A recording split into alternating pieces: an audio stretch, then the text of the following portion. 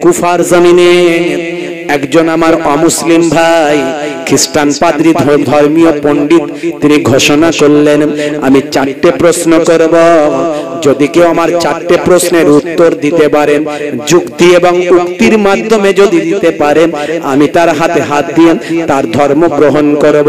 আর কেউ যদি চ্যালেঞ্জ গ্রহণ করে আর উত্তর যদি না দিতে পারেন, তাহলে আমার হাতে হাত দিয়ে আমার ধর্ম গ্রহণ করতে হবে।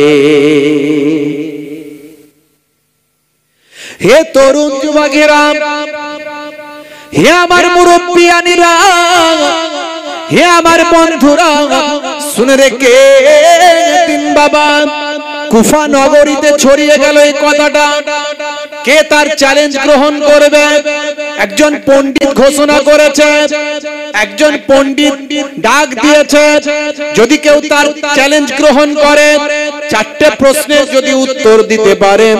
এমন সময় দেখা যায় একজন যুবক মানুষ তিনি তার চ্যালেঞ্জকে গ্রহণ করলেন। সেই যুবক মানুষটি ছিলেন মুসলমান, সেই যুবক মানুষটি ছিল মুসলমানদের নেতা, সেই যুবক মানুষটি ছিল মুসলমানদের ইমাম।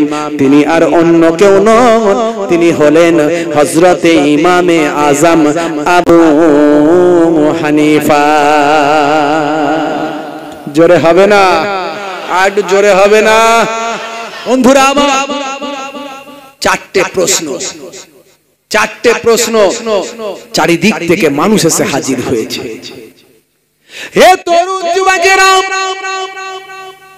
হে আমার বন্ধুরা, হে আমার মুরব্বিয়ানেরা, শুনে রেখে দিন বাবা, জেনে রেখে দিন বাবা, হে মুসলমান একটুখানি লক্ষ্য করুন।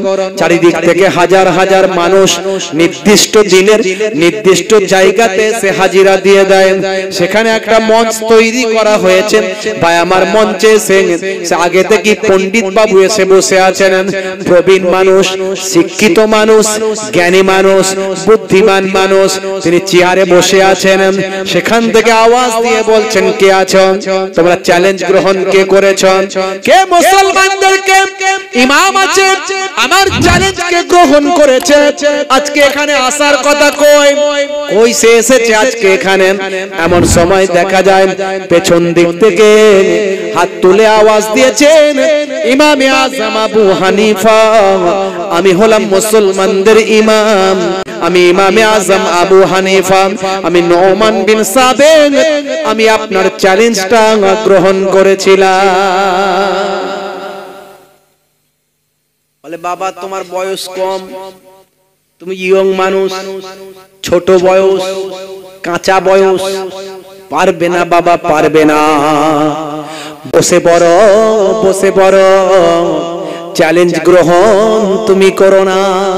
তোমার ভালোবাসার মানুষদের কাছে অপমানিত হয়ে যায় বাবা, তোমার ভালোবাসার মানুষদের কাছে লজ্জিত হয়ে যায় বাবা, চ্যালেঞ্জ গ্রহণ করতে যেও না বাবা, তুমি অসম্মানিত হয়ে যাবে, বসে পড়ো বাবা, বসে পড়ো। ইমামে আজম আবু হানিফা হুজুর বলেন, আমি হলাম মুসলমানদের ইমাম, আমি হলাম ইমামে আজম, আমাকে লোকে ইমামে আজম বলেন, সারা আজমের ইমাম বলেন, এত সম্মান আমাকে করেন। আমি মুসলমানদের নেতা, আমি হলাম আবু হানিফা, আমি আপনার লেকচার শোনার জন্য আসি না, আমি আপনার বক্তৃতা শোনার জন্য আসি নাই। আমার বয়স কম হতে পারে, কিন্তু আমি আপনার চ্যালেঞ্জটা গ্রহণ করার ক্ষমতা দেখিয়েছি। আমার আল্লাহ যদি রাজি হয়ে যান, আপনি চিন্তা করবেন না, ভাববেন না, আপনার 4টে প্রশ্নের উত্তর যুক্তি এবং উক্তির মাধ্যমে আমি দিয়ে দেব, ইনশাআল্লাহ আমি দিয়ে দেব, আপনি চিন্তা করবেন। বসতে অসুবিধা হচ্ছে নাকি? একটু এগিয়ে এগিয়ে আসেন তো ভাই আমার, একটু মানুষজনকে একটু ঢুকতে দেন, একটু আপনারা বসে যান, যারা বসেননি একটু বসে যান, একটু এগিয়ে এগিয়ে আসেন। দরুদ শরীফ আল্লাহুম্মা।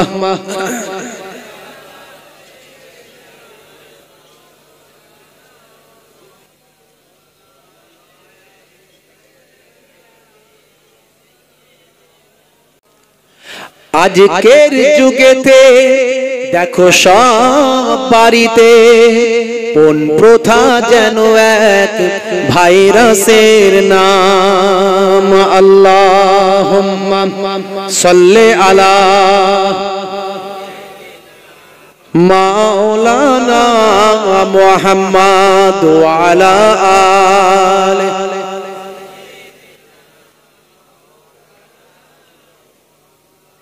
হে তরুণ যুবকেরা, হে আমার বন্ধুরা, হে আমার মুরব্বিয়ানেরা, শুনে রেখে দিন বাবা, জেনে রেখে দিন বাবা। এমন সময় মঞ্চে বসে আছেন ওই পণ্ডিত পাদ্রী সাহেব, পণ্ডিত সাহেব মঞ্চে বসে আছেন। ইমামে আযম আবু হানিফা রাহমাতুল্লাহ আলাইহি, পেছন থেকে তাকে রাস্তা করে দেওয়া হয়েছে। ভিড় ঠেলে মঞ্চের সামনে চলে এসেছেন। পাদ্রী সাহেব বলছেন তাহলে শুরু করি, প্রশ্ন শুরু করি। ইমামে আযম আবু হানিফা রাহমাতুল্লাহ আলাইহি বলেন, শুরু করবেন বটে, তার আগে আমার একটা প্রশ্ন আছে। হে পণ্ডিত সাহেব, আমার একটা প্রশ্ন আছে, তার আগে আপনার প্রশ্নের উত্তর দেওয়ার আগে আমার একটা প্রশ্ন আছে। বলে কি প্রশ্ন? বলে আচ্ছা বলুন তো দেখি, প্রশ্নকারীর সম্মান বেশি না উত্তরদাতার সম্মান বেশি? সম্মান কার বেশি? যে প্রশ্ন করে তার, না যে উত্তর দেয় তার? প্রশ্ন আপনি যা খুশি করতে পারেন, পকেটে লিখে নিন, ঘর থেকে বই থেকে দেখে আজকে মুহিবুল্লাহ হুসাইনি আসছে, একটা প্রশ্ন জিজ্ঞাসা করব, আমি কিছুই জানি না, আমার যেটুকু মগজে আছে সেটুকু থেকে বলতে হবে। আর আপনি মগজটা বই থেকে তুলে নিয়ে এসেছেন, কি কারো বুদ্ধি নিয়ে নিয়েছেন? কথা ঠিক না? তাহলে উত্তরদাতার সম্মান বেশি। হে তরুণ যুবকেরা, পাদ্রী সাহেব ছিলেন জ্ঞানী মানুষ, পণ্ডিত সাহেব ছিলেন জ্ঞানী মানুষ। তিনি বুঝতে পেরে গেলেন আমি মঞ্চে বসে বসে রাজার মতো প্রশ্ন করব, আর উনি রাস্তায় দাঁড়িয়ে দাঁড়িয়ে, নিচে দাঁড়িয়ে দাঁড়িয়ে, আর ওই কি বলে সামান্য একজন সাধারণ মানুষের মতো উত্তর দেবেন। এটা হতে পারে না। বরং উনি ঘুরিয়ে বললেন, ওই আসনটা আমাকে ছেড়ে দিন, আর আমার আসনে আপনি আসুন। পণ্ডিত সাহেব জ্ঞানী মানুষ ছিলেন, বুজুর্গ ছিলেন, শিক্ষিত মানুষ ছিলেন, বুদ্ধিজীবী মানুষ ছিলেন, প্রবীণ মানুষ ছিলেন, জ্ঞানী মানুষ ছিলেন। তিনি হুজুরের কথার উত্তর দিলেন, ঠিক আছে বাবা, আপনি আমার জায়গায় চলে আসুন, আর আপনার জায়গাতে আমি যাই। নিচে গিয়ে পণ্ডিত একটা চেয়ারে বসলেন। আল্লাহর মাহবুব বান্দা ইমামে আজমকে মঞ্চের উপর সিংহাসনে বসিয়ে দিলে। জোরে হবে না? জোরে হবে না? এবার তিনি আমার আপনার ইমাম, ইমামে আজম আবু হানিফা রাহমাতুল্লাহ আলাইহি মঞ্চে এসে বসে গেলেন। মঞ্চে যখন এসে বসলেন, বিসমিল্লাহির রহমানির রহিম, আমার আল্লাহর রহমান রহিম, আল্লাহ তিনটে নামে আল্লাহকে ডেকে আল্লাহর নামের শুরু করছি বলেন তিনি মঞ্চে এসেন, স্টেজে উঠে মঞ্চে এসে আল্লাহর নাম নিয়ে বসে গেলেন। ইসলামের নিয়ম হলো, যখন তুমি ভালো কাজ কিছু শুরু করবে, শুরু করার আগে বিসমিল্লাহির রহমানির রহিম আল্লাহর নাম নিয়ে শুরু করবে। যদি তুমি আল্লাহর নাম নিয়ে শুরু করো, আমার আল্লাহর করুণা রহমত তোমার সঙ্গে থাকবে। বান্দা তুই আমাকে ডেকেছিস, বান্দা তুই আমাকে ডেকেছিস, বান্দা তুই আমাকে স্মরণ করেছিস, ইয়া আল্লাহ, ইয়া রহমান, ইয়া রহিম বলেছিস। আমি আল্লাহ তোকে ডাকে না সাড়া দিয়ে থাকতে পারি না। লব্বাইক লব্বাইক লব্বাইক ইয়া আব্দি, হে আমার বান্দা, আমি হাজির, আমি হাজির, আমি হাজির। জোরে বলুন সুবহানাল্লাহ। কিন্তু দুর্ভাগ্য, আমরা কোনো কাজ করতে গেলে আল্লাহর নাম ভুলে যাই, আমাদের মনে থাকে না। মনে থাকবে কি করে? সে কালচার তো আমাদের নাই, সে কালচার আমাদের নাই। নবী যা শেখালেন আমরা শিখিনি, নবী যা বোঝালেন আমরা বুঝিনি। বন্ধুরা আমার, তরুণ যুবকেরা আমার, মুরব্বিয়ানেরা আমার, আমার বিশ্ব নবী, দয়ার নবী, মায়ার নবী, রাহমাতুল লিল আলামিন কত কষ্ট করেছিলেন উম্মতকে শিখিয়ে দেওয়ার জন্য, উম্মতকে জানিয়ে দেওয়ার জন্য। আমার নবী কত কষ্ট করেছেন, আর আমি আপনি রাসূলের সেই তরিকা, রাসূলের সেই সুন্নতকে গ্রহণ করতে পারি। বন্ধুরা আমার, তরুণ যুবকেরা আমার, হে আমার মুরব্বিয়ানেরা, হে জওয়ান যুবকেরা, শুনে রেখে দিন বাবা, জেনে রেখে দেন। হে মুসলমান, একটু খেয়াল করুন। এমন সময় আল্লাহর মাহবুব বান্দা সেই সময় আল্লাহর নাম নিয়ে সিংহাসনে বসে বললেন, বসে পড়ে বললেন, হে পাদ্রী সাহেব, হে পণ্ডিতজি, এবার আপনি আমাকে বলুন, আপনার প্রশ্নগুলি করুন। সে সময় পণ্ডিতজি বললেন, বাবা পারবে না বাবা, শুধু শুধু চ্যালেঞ্জ গ্রহণ করলেন, তুমি তোমার সম্প্রদায়ের মানুষের কাছে অসম্মানিত হয়ে যাবে, তোমার অত ব্রেন নাই বাবা, অত বড় তুমি জ্ঞানী মানুষ হও না বাবা, বয়স তোমার কম, তুমি শুধু শুধু চ্যালেঞ্জ গ্রহণ করেছ। তবে তুমি যখন জিজ্ঞাসা করেছ, তুমি যখন চ্যালেঞ্জ গ্রহণ করেছ, আমি তোমাকে প্রশ্নটা করতে থাকেন। আমার পণ্ডিতকে সে সময় পণ্ডিত সাহেবকে বললেন, হে পণ্ডিতজি, হে পণ্ডিতজি, আপনি আপনার প্রশ্ন করুন, উত্তর দিতে পারবো কি না পারবো চিন্তা করবেন না, তবে আমি আল্লাহর উপর ভরসা রেখেছি, ইনশাআল্লাহ আমার বিশ্বাস আপনার প্রশ্নের উত্তরটা যুক্তি এবং উক্তির মাধ্যমে দেব। আমি বিশ্বাস, আমি যুক্তি এবং উক্তির মাধ্যমে দেব। বাবা মাথায় রাখবে, এক যুক্তি দিতে হবে, এমন যুক্তি দেবে যাতে বোকা লোকেরাও মেনে নেয়। এমন যুক্তি দেবে, মাস্টার বোঝায় না স্কুলে, এক একটা মাস্টার লোকে বলে না ভালো মাস্টার রে, কেন বলে বলুন তো? আরে আমি নিজেও তো মাস্টার, আমি নিজেও তো টিচার, হাই স্কুল টিচার। আপনারা জানেন হয়তো 13 বছর সার্ভিস লাইফ আমার।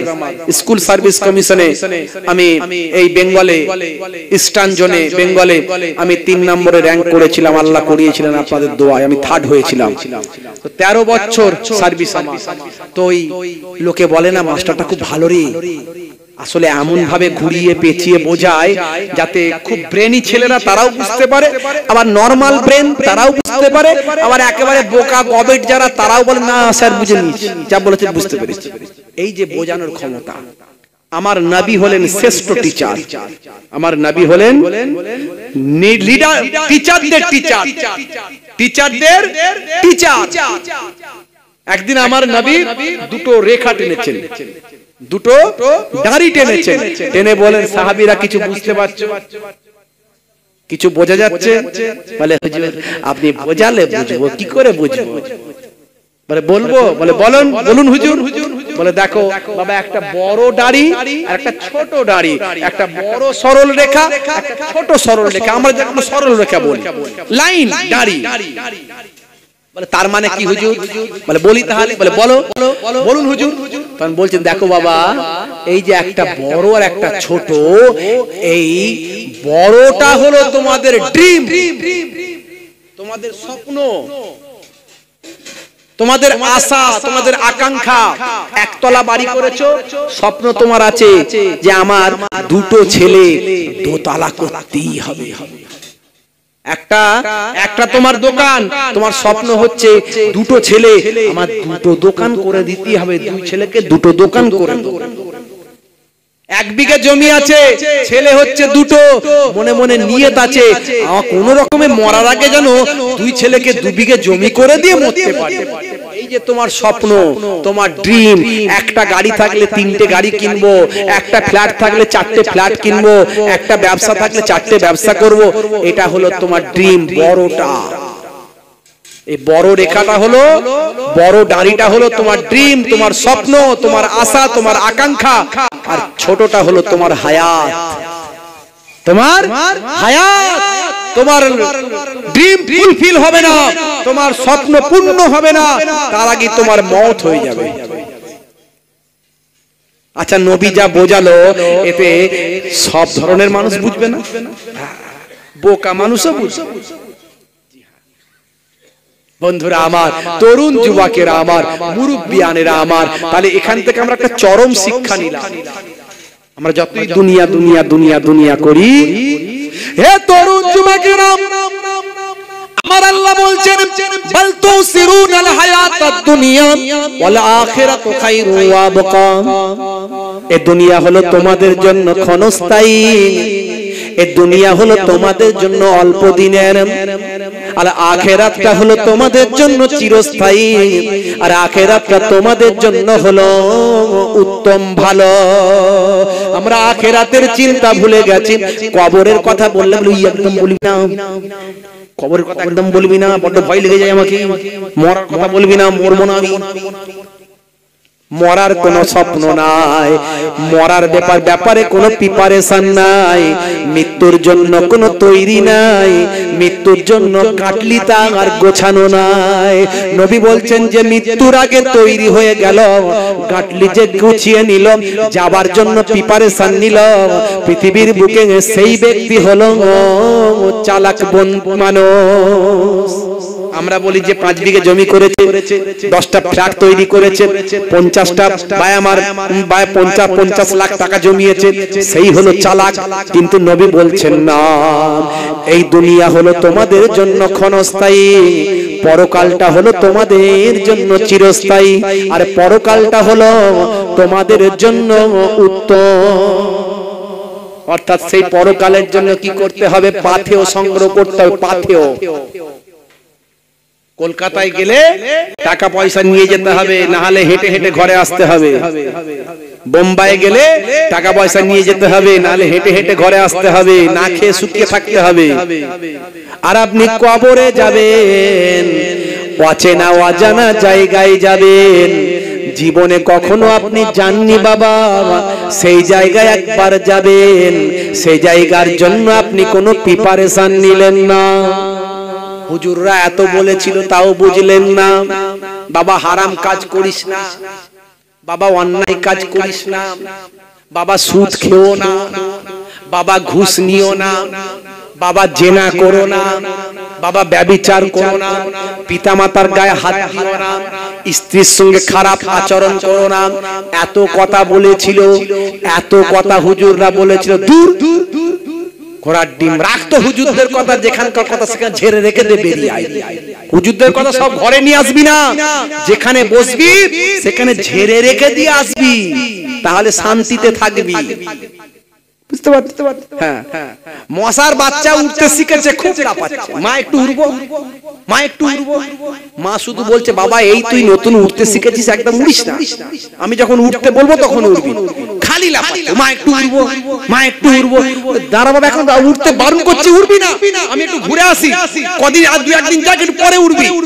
যেই মশার মা একটু চলে গেছে, মশার বাচ্চা বলে তো মায়ের কথা শুনলে হবে, ছাড় তো মায়ের কথা, একটু উড়ি দেখে কেমন লাগে, করে চ করে উড়ে, করে উড়ে একদম ফুল পিকআপ একদম ঘুরে এসে হাজির। মাও এসে দেখে খুঁজে পায়নি, কোথায় গেল, দেখছে এসে হাজির। সাট করে, বাবা তোর জন্য হাঁপিয়ে অস্থির হয়ে গেল, কোথায় গেলি বাবা, কোথায় গেলি?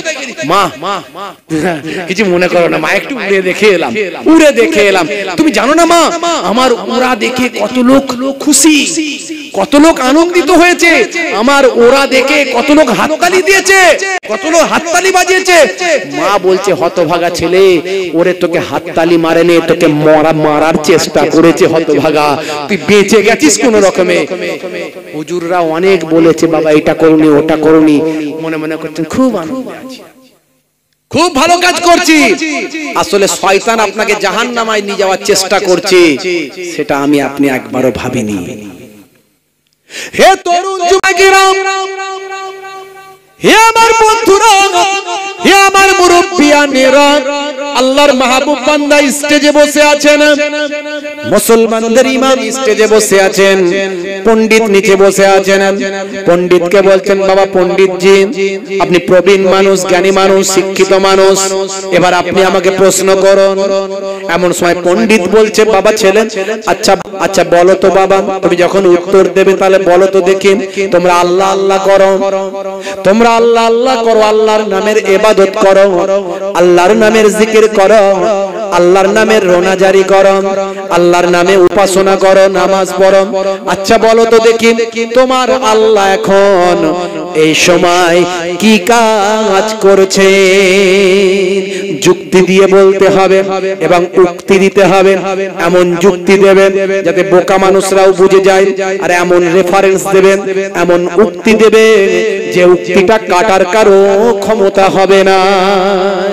দাও খুব আল্লাহ আল্লাহ করো তো। বলো তোমার আল্লাহ এখন এই সময় কি কাজ করছে? বলো। কত বড় পণ্ডিত হয়েছে, বলেছিলাম পারবে না, শুধু শুধু চ্যালেঞ্জ গ্রহণ করলে। আমি এত বড় চ্যালেঞ্জকে এমনি দিয়েছি নাকি?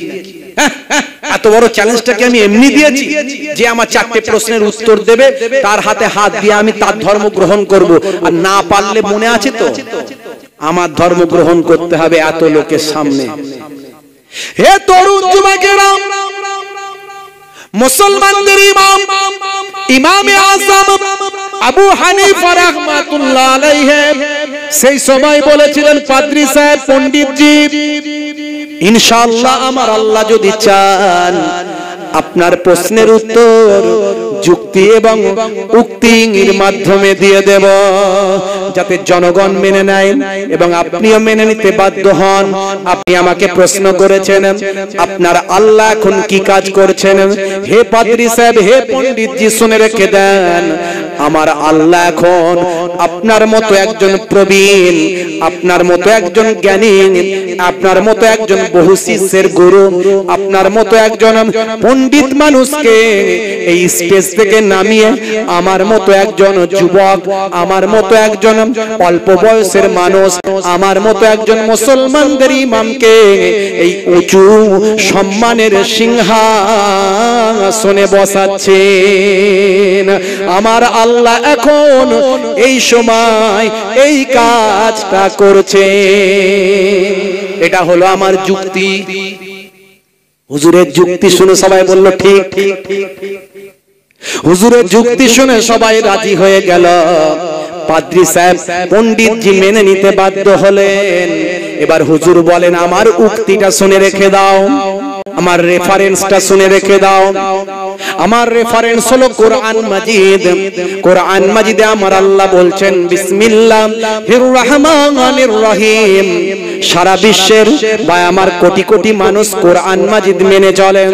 হে তরুণ যুবকেরা, আল্লাহর মাহবুব বান্দা বলেন, আমার কোরআন মাজিদের রেফারেন্স কাটার কারো ক্ষমতা নাই।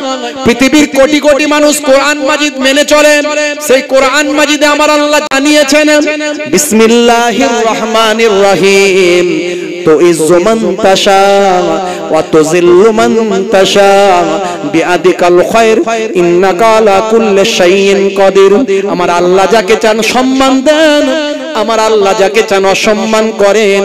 আমার আল্লাহ হলেন সমস্ত ক্ষমতার উপর সর্বশক্তিমান। জনগণ মেনে নিল, পাদ্রী সাহেব মেনে নিতে পণ্ডিতজি বাধ্য হলে। উপায় নাই, মেনে নিতে বাধ্য হলেন। জনগণ বলছে ঠিক বলেছে। এখন পণ্ডিতজি দেখলেন সর্বনাশ, এ তো বেশ যাই তাই লোকের সঙ্গে তো পড়িনি, তো সাধারণ লোক ভেবেছিলাম, তা তো নয়, তো সত্যিকারেরই কিছু আছে। আচ্ছা ঠিক আছে, 4টে প্রশ্ন, এখনো 3টে বাকি আছে। ঠিক আছে, তুমি মুসলমানদের কত বড় ইমাম হয়েছো, নেতা হয়েছো দেখি। হে তরুণ যুবকেরা, মাল্লাহুল মাওলা ফালাহুল কুল। বান্দা যখন আল্লাহর হয়ে যায়, কুল মাখলুকাত তার গোলাম হয়ে যায়। মান কানা লিল্লাহি কানা আল্লাহু লাহু। যে বান্দা আল্লাহর হয়ে যায়, স্বয়ং আল্লাহ তার হয়ে যায়। আহা, নবীর আশিক যদি হয়ে যান, আপনি যদি আল্লাহর নেক বান্দা যদি হয়ে যান, আপনার হেফাজতের দায়িত্বটা, আপনার সম্মান রক্ষা করার দায়িত্বটা আমার আল্লাহ স্বয়ং গ্রহণ করে না। বন্ধুরা আমার, তরুণ যুবকেরা, পণ্ডিতজি বলছে, আচ্ছা বলেন তো দেখি, হে মুসলমানদের ইমাম, আপনি প্রথম উত্তর দিয়েছেন, দ্বিতীয় উত্তর দিতে পারবেন না। আচ্ছা বলেন তো দেখি, আপনারা আল্লাহ আল্লাহ আল্লাহ আল্লাহ করেন, আপনার আল্লাহ এখন কোথায় আছেন? ভারতে, পাকিস্তানে, আফগানিস্তানে, জার্মানে, রাশিয়াতে, কুয়েতে, কোথায় আছে? আপনারা আল্লাহ আল্লাহ করেন। বড্ড কঠিন প্রশ্ন, যুক্তি এবং উক্তি দিতে হবে। একটা পেরেছেন, দ্বিতীয়টা পারবেন না। বলেছিলাম পারবেন না, কেন লজ্জিত হতে এলেন? আপনার আল্লাহ এখন কোথায় আছেন বলেন। এমন সময় ইমামে আযম আবু হানিফা রাহমাতুল্লাহ আলাইহি সে সময় বলেন, আপনার প্রশ্নের আমি উত্তর দেব পণ্ডিতজি, তার আগে আমার একটা প্রশ্ন আছে। বলে কি প্রশ্ন? মাথা চুলকাচ্ছে, সর্বনাশ, আবার আমাকে কি জালে ফালে ফেলবে রে বাবু। আচ্ছা বলেন তো পণ্ডিতজি, হোয়াট ইজ আত্মা? আত্মা জানেন, আত্মা বোঝেন, রূহ বোঝেন। আচ্ছা বলুন তো, মানুষের শরীরে রূহ কোথায় আছে? একটা মানুষ হেঁটে হেঁটে যাচ্ছে, হঠাৎ করে পড়ে গেল, হাত আর তার ওঠে না, পা আর তার চলে না, চোখ আর দেখে না, কান আর শোনে না, মুখ আর বলে না, তার মধ্যে কি নাই? পণ্ডিতজি বলে রূহ নাই, আত্মা নাই। বলে হোয়াট ইজ আত্মা? আত্মা কি? আত্মা কোথায় থাকে? মানুষের শরীরে আত্মা কোথায় থাকে? পণ্ডিতজি মাথা চুলকে ভেবে নিয়ে বলছে, মানুষের সারা শরীরের মধ্যেই থাকে। হুজুর বলে আলহামদুলিল্লাহ, আপনার প্রশ্নের উত্তর হয়ে গেছে। আপনি বলছেন আল্লাহ কোথায় আছে?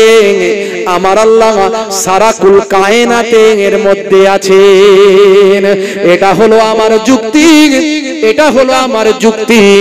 আর উক্তিটা শুনে রেখে দেন, আইনামা তো আল্লু ফাসাম্মা ওয়াজহুল্লাহ, বান্দা তোরা যেদিকে তাকাস না কেন, আমার রহমতের করুণা দৃষ্টি সেদিকে পাওয়া যায়।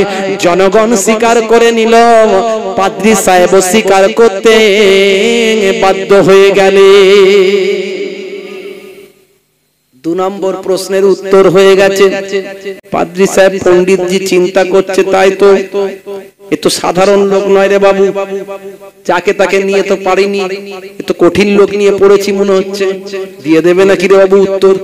আর কড়া প্রশ্ন করতে হবে।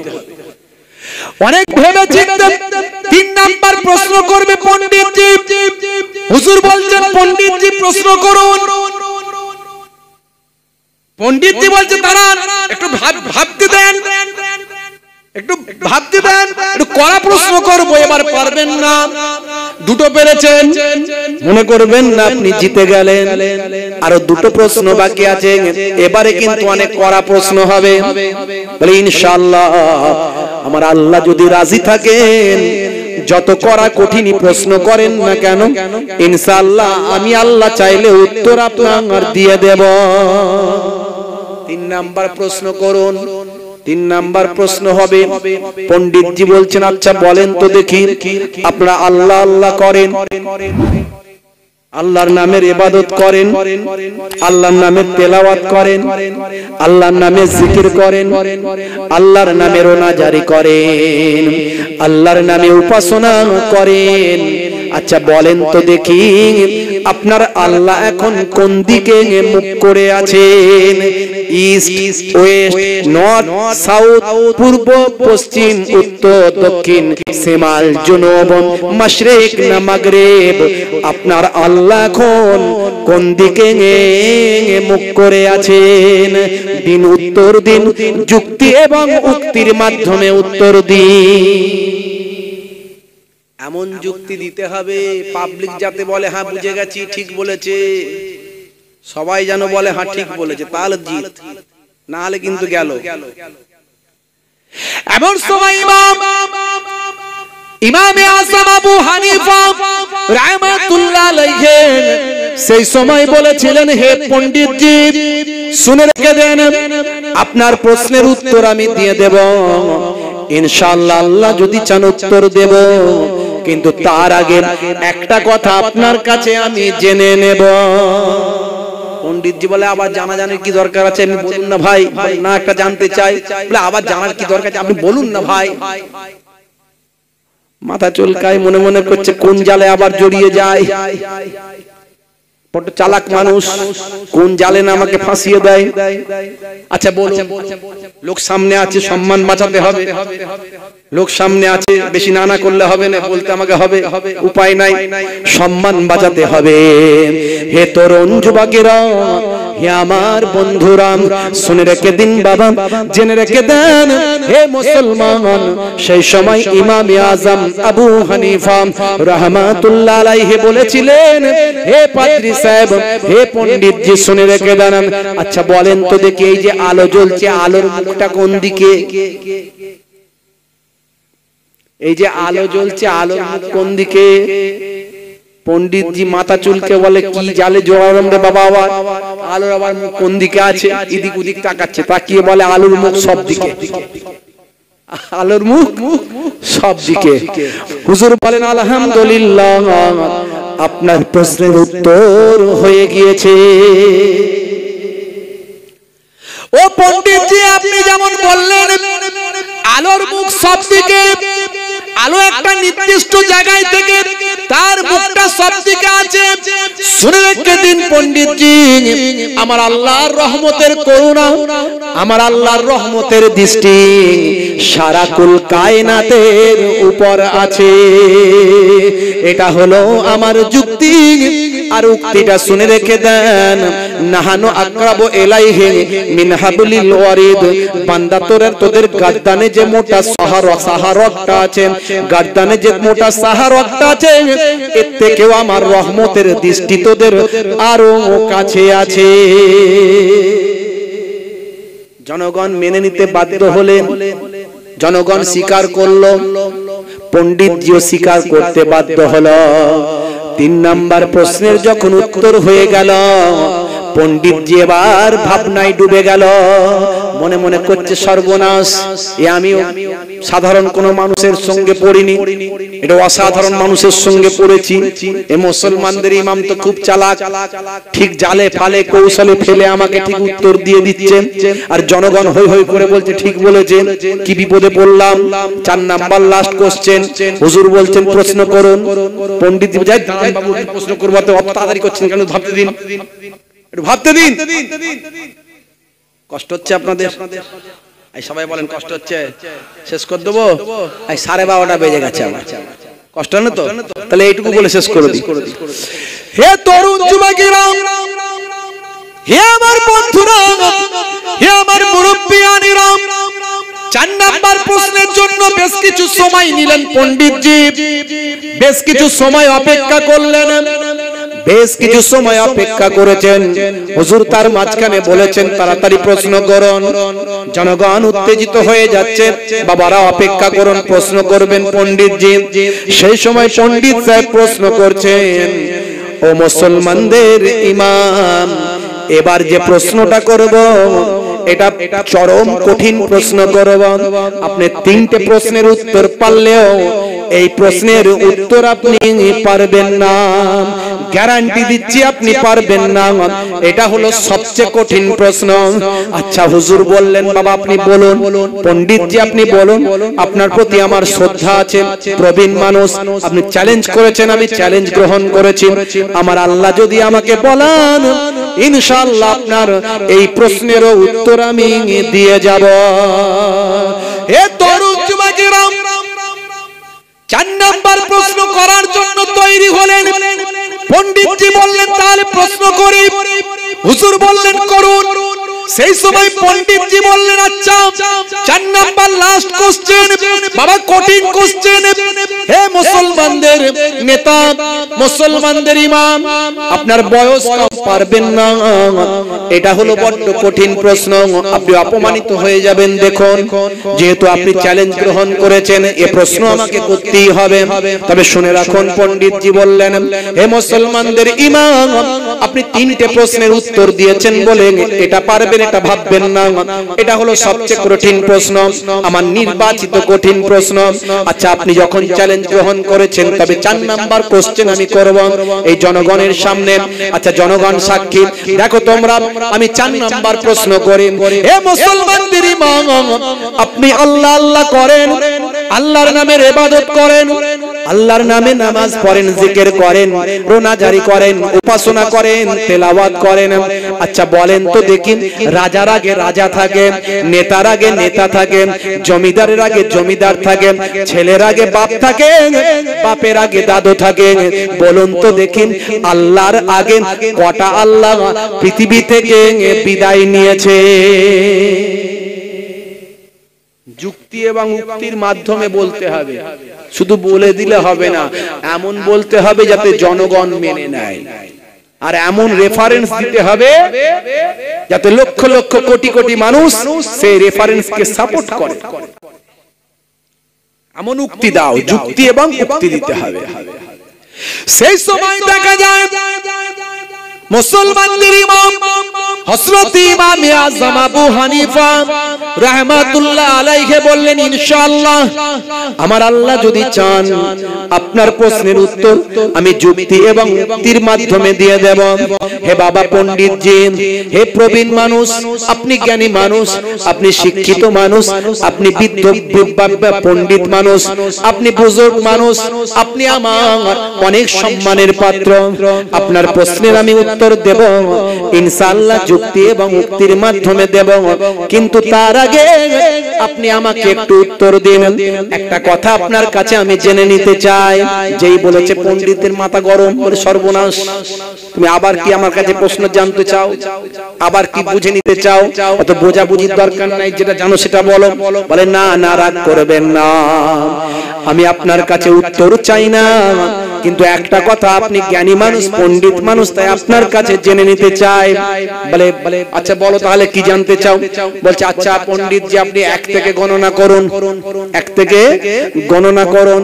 পণ্ডিত জি আমার মাথা চুলকাচ্ছে, সর্বনাশ, কোন জালে জড়িয়ে না দেয়। আচ্ছা গণনা করছি, সবাই আছে, জনগণ আছে, মান সম্মান নষ্ট হবে, হ্যাঁ গণনা করতে পারছি না, না পারবো গণনা করতে। গণনা শুরু করে দেন, 1 2 3 4 5 6 7 8 9 10। হুজুর বললেন স্টপ, আর গণনা করতে হবে না। স্টপ বলার সঙ্গে সঙ্গে পণ্ডিত জি স্টপ করে নিয়েছেন,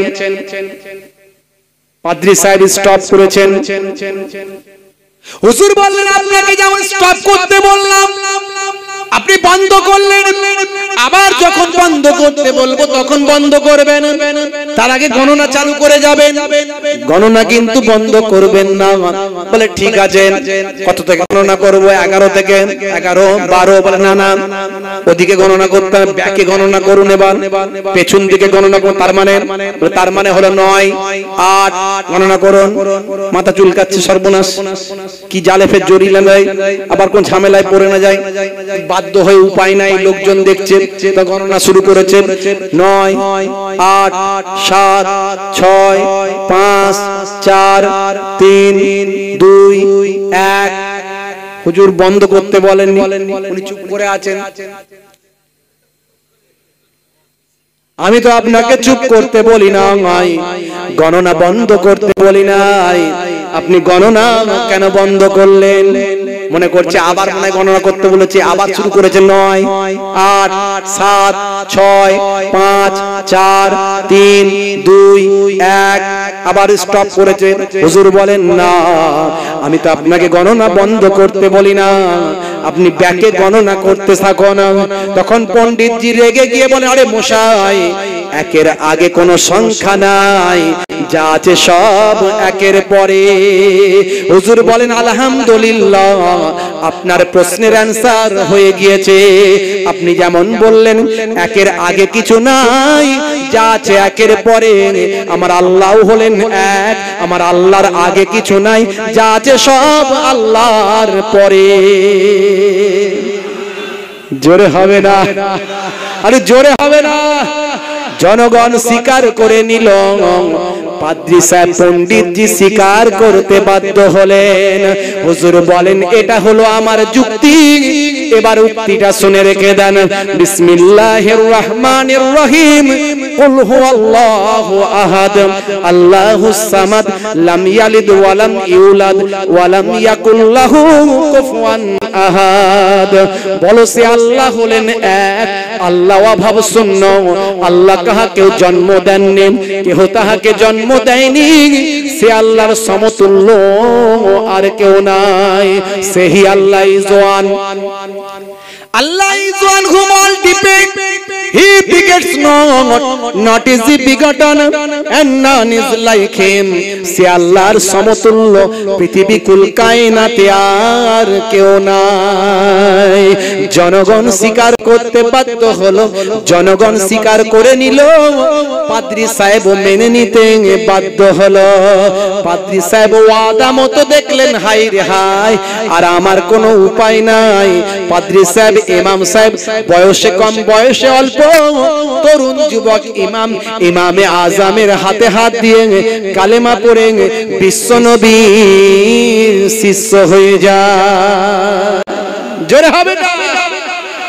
আমার আল্লাহকে চিনতে হবে, আল্লাহর হয়ে যেতে হবে, আল্লাহর বান্দা হতে হবে। আল্লাহ বলছেন, বান্দারে সাচ্চা মুসলমান না হয়ে মরবি না, সাচ্চা মুসলমান না হয়ে মরবি না। ওয়ালা তামুতুন্না ইল্লা ওয়া আনতুম মুসলিমুন। সাচ্চা মুসলমান যদি হয়ে যায়, লা তাখাফ ওয়ালা তাহজান, তোর কোনো ভয় নাই, চিন্তাও নাই। জোরে বলুন সুবহানাল্লাহ। সাচ্চা মুসলমান হওয়ার জন্য নবী চিনতে হবে, নবী চিনতে হবে। মান ইউতির রাসূল ফাকাদ আতা আল্লাহ। যে আমার রাসূলের ইতাআত করলো, গোলামি করলো, সে আমি আল্লাহ আমারই গোলামি করলো। জোরে বলুন সুবহানাল্লাহ। সেই নবীর সুন্নতগুলোকে মানতে হবে, নবীর সুন্নতগুলোকে মানতে হবে। রাসূলের সুন্নত যদি মানেন, আল্লাহর হুকুম যদি মানেন, আপনি নামাজি হয়ে যান, রোজাদার হয়ে যান, পরেজগার হয়ে যান, রাসূলের সুন্নত দাঁড়িটা রেখে দেন, হারাম থেকে দূরে থাকেন, হালাল পথে চলেন, পিতামাতার খেদমত করবেন, সুদ ঘুষ জিনা থেকে দূরে থাকবেন, ভাই আমার স্ত্রীর সঙ্গে ভালো ব্যবহার করবেন, বাচ্চাদের সঙ্গে সৎ ব্যবহার করবেন, এতিম বাচ্চাদের মাথায় হাত বুলিয়ে দেবেন, এতিম বাচ্চাদের মাথায় হাত বুলিয়ে দেবেন, এতিম বাচ্চাকে ভালোবাসবেন, গরিব এতিমের বাচ্চাকে মোহাব্বত করবেন। এতিম বাচ্চা যদি পান, আপনার কিছু দেওয়ার ক্ষমতা নাই, মাথায় হাতটা বুলিয়ে দেন। রাসূল বলছেন, তোমার হাতের তালুতে যতগুলো ওই বাচ্চার মাথার চুল লেগেছে, তত পরিমাণ সওয়াব আল্লাহ তোমার নামাজ আমলে দান করে দেবেন। জোরে হবে না? ভাইরা আমার, বুঝতে পারছেন? আমরা পরিপূর্ণ ইসলাম মানি না, তাই তারা সুযোগ পায় আমাদেরকে তাদের মতো করে তৈরি করে রাখা। আমরা পরিপূর্ণ ইসলাম মানি না।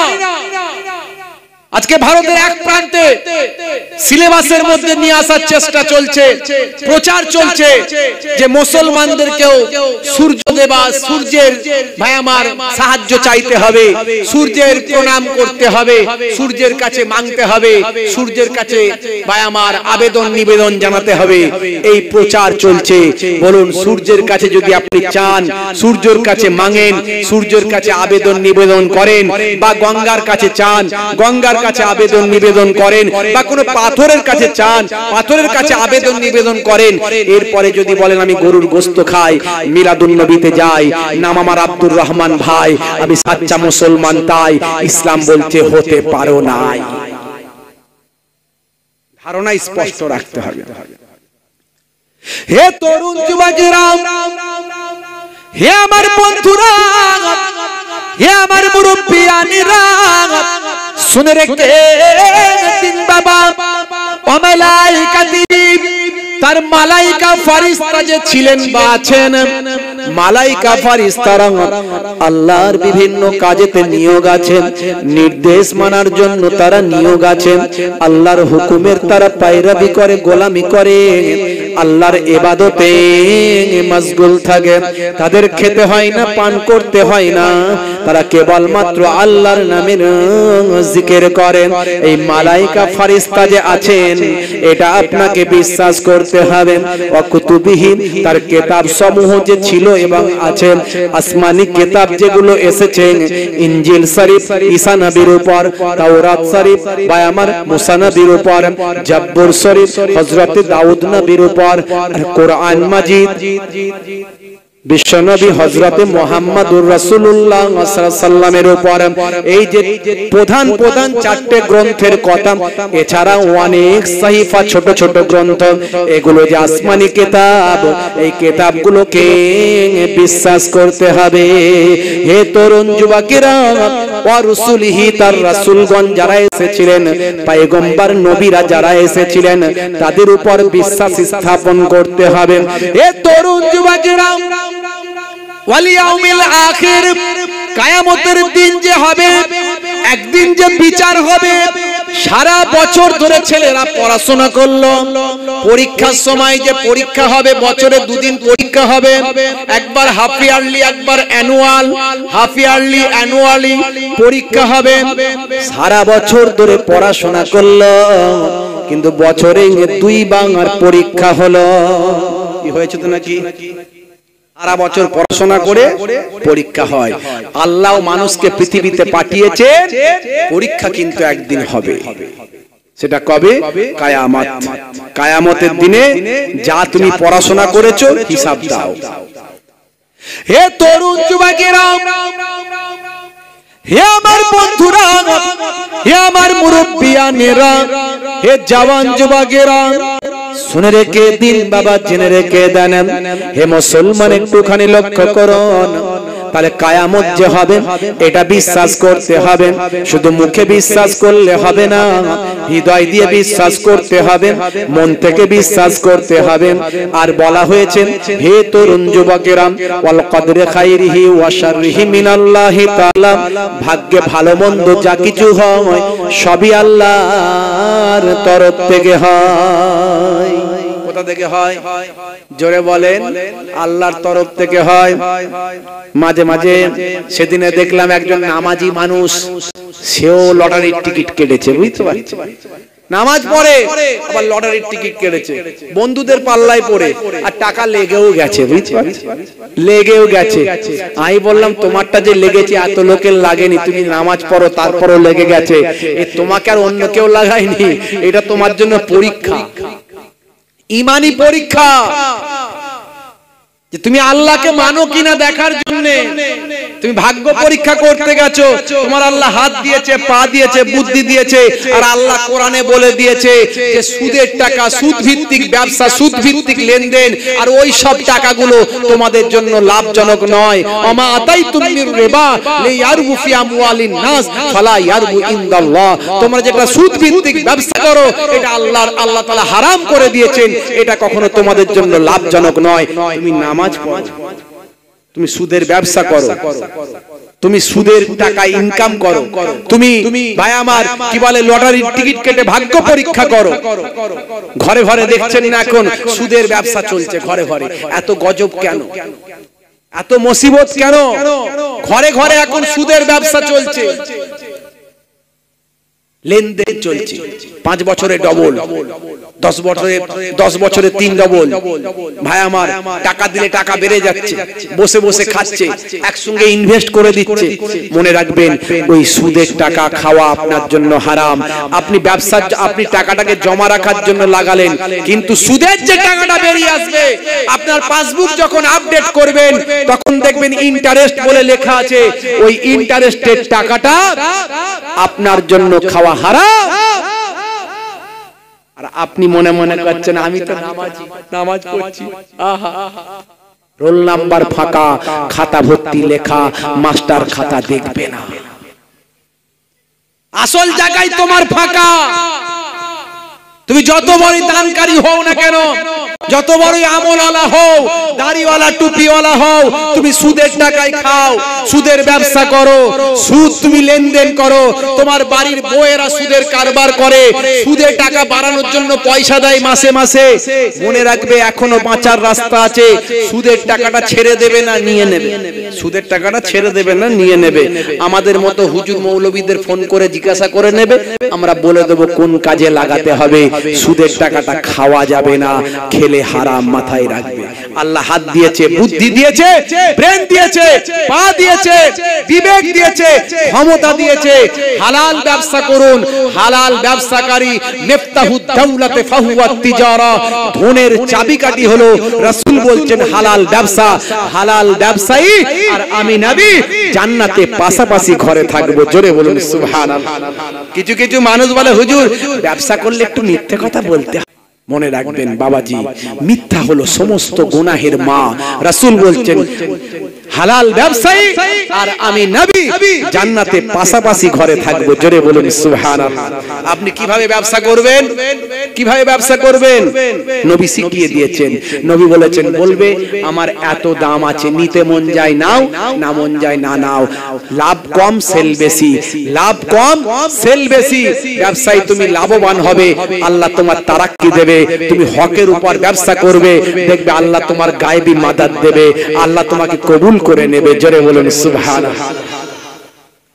হে তরুণ যুবকেরা, হে আমার বন্ধুরা, হে আমার মুরব্বিয়ানেরা, শুনে রেখে দিন বাবা, জেনে রেখে দিন বাবা মুসলমান। বিশ্বনবী আমার মদিনার বাজারে ঘুরে ঘুরে বেড়ান। সাহাবায়ে কেরামেরা কেমন ভাবে বাজার করেন, কেমন ভাবে ব্যবসা করেন দেখার জন্য। হে তরুণ যুবকেরা, হে আমার বন্ধুরা, শুনে রেখে দিন বাবা, এমন সময়তে আল্লাহর নবী মাঝে মাঝে চেক করতে থাকেন। একদিন দেখা যায় দয়ার নবী একটা গমের টিলা, গম দাম গেহু লাগিয়েছেন। ওই গেহুর টিলা অনেক গম রেখে উঁচু হয়ে গেছে। নবী আমার দয়ার নবী হাদিস পাকের মধ্যে দেখা যায় বিশ্ব নবী সেই গমের টিলাতে গিয়ে হাতটা কোনুই পর্যন্ত ঢুকিয়ে দিয়েছেন। নিচে থেকে এক মুষ্টি গম বের করে তুলে এনেছে। সাহাবী কেমন ব্যবসা করছে নবী চেক করছে। দেখছেন কেমন শেখাচ্ছেন নবী। সাহাবী কেমন ব্যবসা করছে, শিষ্য ভক্ত কেমন ব্যবসা করছে, সেটা নবী চেক করছে।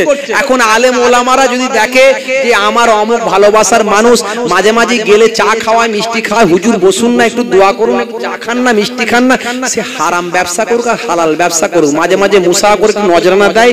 আর যদি বলি যে আমার মাদ্রাসায় কিছু পয়সা দাও না বাবাজি, তখন বলার সঙ্গে সঙ্গে মোটা মোটা টাকা দেয়। ও হারাম করুক আর হালাল করুক দেখার দরকার, আমি পেলি হলো আর খেলি হলো।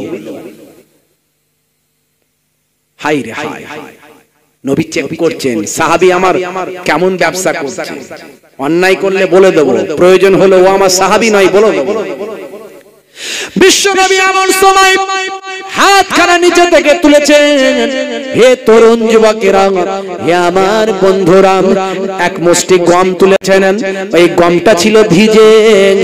গমটা বের করে মালিককে দেখাচ্ছেন, হে আমার সাহাবী দেখো দেখো, এই গমটা তুমি ভিজে গম ব্যবসা করছো বাবা, এটা কেমন ব্যবসা করছো, এটা কেমন তোমার ব্যবসা। সাহাবী কাঁচুমাচু হয়ে গেছেন, স্যালেন্ডার করেছেন, ক্ষমা চেয়ে নিয়েছে, ইয়া রাসূলুল্লাহ এটা আমি ইচ্ছা করে করি নাই। ফামান রাগিবা আন সুন্নতি ফালাইসা মিন্নি, যে আমার তরিকাকে অস্বীকার করলো সে আমার দলভুক্ত নয়। যে আমার তরিকাকে অস্বীকার করলো, আমার তরিকার বাইরে চললো, আমার নির্দেশের বাইরে চললো, রাসূল বলছেন সে আমার উম্মত নয়। আর তুমি মনে মনে করছো আমি নবীর উম্মত। হে তরুণ যুবকেরা, বিশ্বনবী সাহাবীকে বললেন, হে সাহাবী এটা কেমন ব্যবসা, উপরে শুকানো গম আর নিচেতে ভিজে গম, এটা কেমন ব্যবসা। সাহাবী ভয় পেয়ে গেছেন, ইয়া রাসূলুল্লাহ হাবিবাল্লাহ বুঝতে পারিনি হুজুর ক্ষমা করবেন, এটা আমি ইচ্ছা করে করি না হুজুর। তাহলে কি ব্যাপার বলো তো ভালো করে। সাহাবী বলে হুজুর মদিনার মার্কেটে কোনো চোর নাই, আপনার রাজত্বকালে মদিনা সোনায় সোহাগা হয়ে গেছেন। কোনো চোর নাই, কোনো পকেট মারি নাই, কোনো গুন্ডা বদমাইশ নাই, কোনো ডাকাত নাই, কোনো বেনামাজি নাই, কোনো অপরাধী নাই। গতকাল আমি মার্কেট করেছিলাম, বাজার করেছিলাম, বাজারে ব্যবসা করেছিলাম। সন্ধ্যার সময় কিছুটা গম রয়ে গিয়েছিল, সেই গমটাকে আমি ওই অবস্থায় রেখে দিয়ে চলে গিয়েছিলাম। রাতের বেলা শিশির পড়েছে, শাবনাম পড়েছে, রাতের বেলা শিশির বিন্দু পড়েছে। এই শিশির বিন্দু পড়ে সকালে একটু ভিজে মতো ছিল, আমি অত বিষয়টাকে গুরুত্ব দিয়ে ভাবিনি। শুকানো গম নিয়ে এসে তার উপর ঢেলে দিয়েছি। ইয়া রাসূলুল্লাহ, হাবিবাল্লাহ, আমি মানুষ ঠকানোর জন্য এ কাজ করি না হুজুর। আপনার সাহাবী কখনো ইচ্ছা করে অন্যায় করতে পারে না।